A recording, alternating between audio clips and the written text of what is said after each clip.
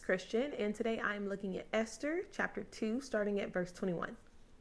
During the time that Mordecai held office in the palace, Bigthana and Teresh, two of the palace eunuchs who guarded the entrance to the king's room, became hostile to King Xerxes and plotted to assassinate him.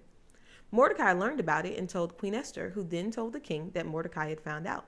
There was an investigation, and it was discovered that the report was true, so both men were hanged on the gallows.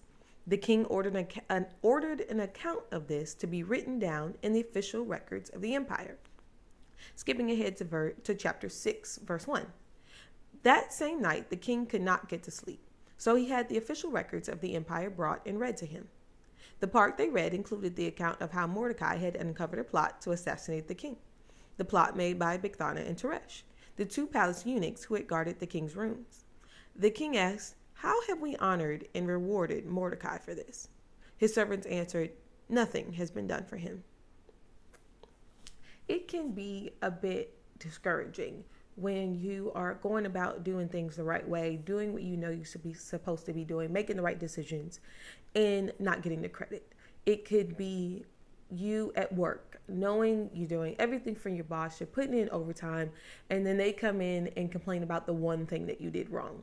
Or maybe you're a parent or a spouse and you are getting kids to soccer practice and basketball practice and ballet class, and you still have work and you clean the house and you've got the PTA meeting and you finally got dinner on the table and your spouse goes, it's a little salty.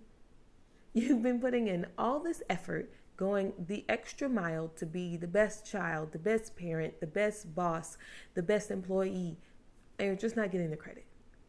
And this is where Mordecai finds himself. Now, what I'm learning right now in my own life is that God plays the long game. He's not just looking at this particular circumstance that I'm in or this particular situation that I'm dealing with right now, but he's actually looking long term. He's thinking destiny. He's thinking legacy. He's thinking about how my circumstance impacts your circumstances and impacts their circumstances. And it's a whole world of people that he's looking at. So Mordecai finds himself in a situation. He did what he knew was right. No credit. But he keeps staying faithful. What we end up seeing is this situation, it ends up changing the lives of the entire Jewish people. Now, Haman, who is very high up in King Xerxes' people, cannot stand Mordecai because Mordecai won't bow down to him. Everybody else kneels down every time he walks in a room, and he loves this. And Mordecai refuses to do it. So he gets drunk one night with his friends, hashtag best decisions made there. And they decide from his wife, who always be careful who you marry, says, "You know what you should do, Haman?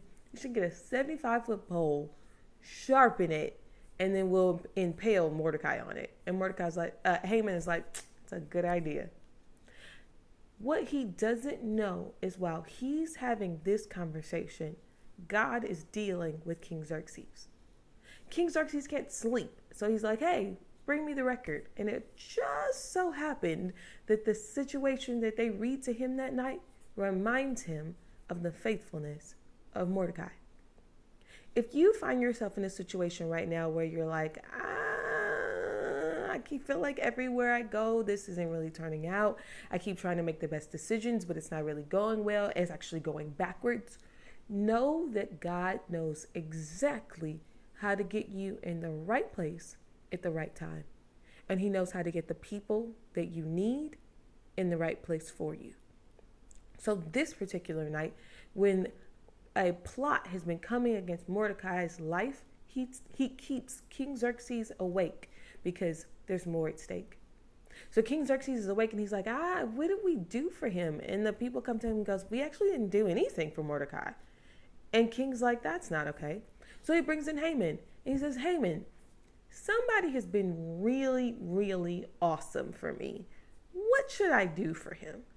Haman, being absolutely full of himself, goes, "Clearly he's talking about me."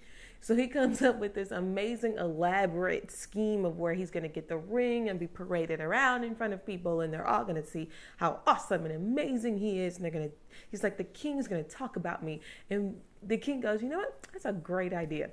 Let's do that for Mordecai." I would have loved to have been in the room in that moment where Haman goes, wait, what? For who? That very same pole that he was planning that very night to put Mordecai on ends up being his own death. It also ends up putting Mordecai in a position where Haman was. And Mordecai, from that point on, starts to make decisions that raise the entire Jewish people. If you're finding yourself in a situation right now where you're going, I keep trying to do what's right and it's just not working out for me, know that God is playing the long game. He sees exactly where you are, and he knows how to use what you're going through to change your life and your family's life and an entire nation. Stay faithful. Keep trusting him. He has your back. He has a plan, and he loves you. Love you.